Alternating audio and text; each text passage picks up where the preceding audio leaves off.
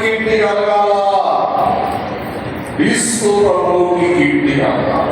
క్రీస్తు ప్రభువు ఓ క్రైస్తవ సంగమా నీ ద్వారా ఏం పొందాలా? కీర్తి పొందాలి. కీడుని ఓడించాలా, కిడుకుని ఈ పిశాచి లాంటి దుష్టుల దుర్మార్గులు పురుషులకి కీడు కలిగించేవారు కిడుకులు పెట్టేవారు. ఇది సైతాను